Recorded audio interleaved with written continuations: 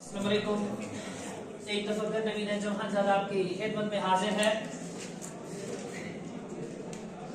Dear student, आज हम English की माँ बोलने वाले हैं।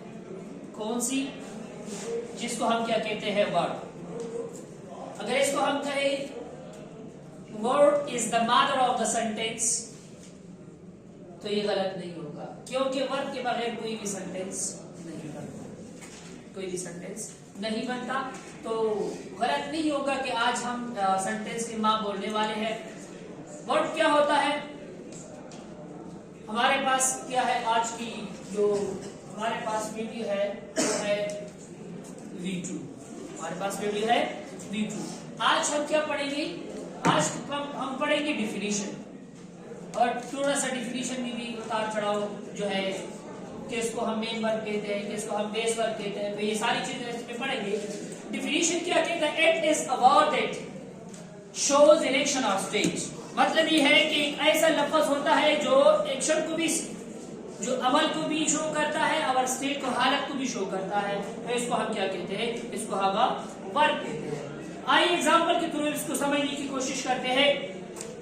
एग्जाम्पल्स हमारे पास है। Example number 1, I eat something। Example number 2 है हमारे पास I am a good boy। Example number 2 है my name is Naveed Anjum Khanzada.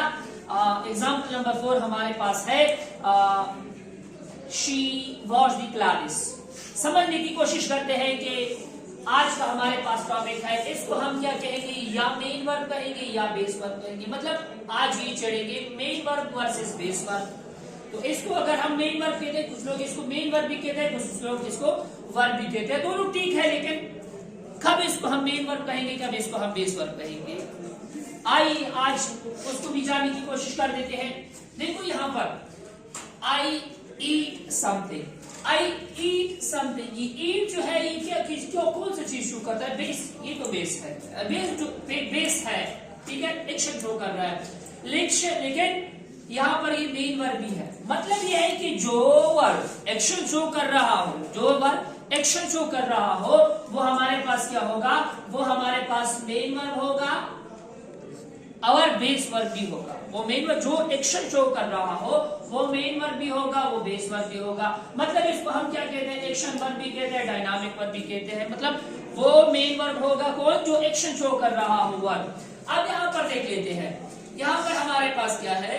I am a good boy। यहाँ पर एम जो है ये एक्शन शो नहीं कर रहा, ये स्टेट बता रहा है। क्योंकि देखो ये हमारे पास क्या है? स्टेट है। हमें किस तरह पता चलेगा कि अब स्टेट वर्ब है? देखो बेटा, हेल्प, जो भी हेल्पिंग वर्ब है उसके बाद अगर आपने एडजेक्टिव को पा लिया, मतलब एडजेक्टिव को देख लिया, तो वो हमारे पास क्या है? एडजेक्टिव को अगर आपने देख लिया तो हमारे पास क्या होगा? वो स्टेट वर्ब ही होगा। अब इसको हम मेन वर्ब कहेंगे या बेस वर्ब? स्टेट वर्ब तो क्लियर हुआ। अब इसको मेन वर्ब कहेंगे या स्टेट वर्ब कहेंगे? बेटा वर्ब का कुछ लोग डिफिनीशन कर देते हैं कि it is a word that does, that show an action of state. कुछ लोग ये डिफिनीशन भी कर देते हैं, it is a word that shows an action. देखो एक्शन वाला जो हमारे पास वर्ब है, एक्शन वाला जो हमारे पास वर्ब है वो बेस वर्ब है।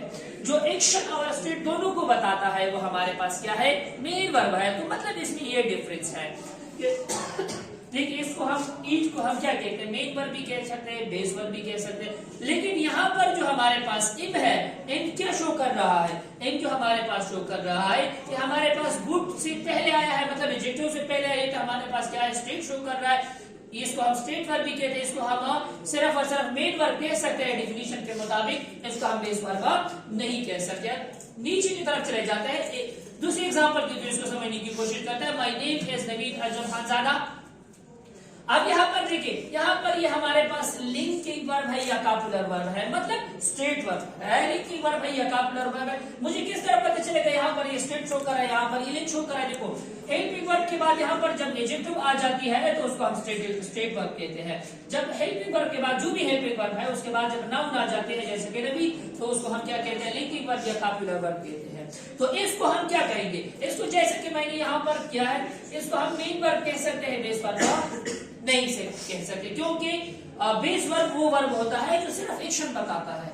मेन वर्ब जो वो वर्ब होता है जो दोनों को बताता है, स्टेट को भी बताता है और एक्शन को भी बताता है। जैसे कि ये हमारे पास क्या है, एग्जांपल है, शी वॉश द क्लॉथ्स। अब यहाँ पर देखिए ये एक्शन शो कर रहा है, मतलब डायनामिक है, एक्शन शो कर रहा है, तो मतलब ये हमारे पास क्या है, बेस वर्ब भी है और हमारे पास मेन वर्ब भी है। उम्मीद करता हूँ कि इंशाल्लाह आप इस कंसेप्ट के ऊपर समझ चुके होंगे। इजाजत दीजिएगा, अल्लाह हाफ़िज़।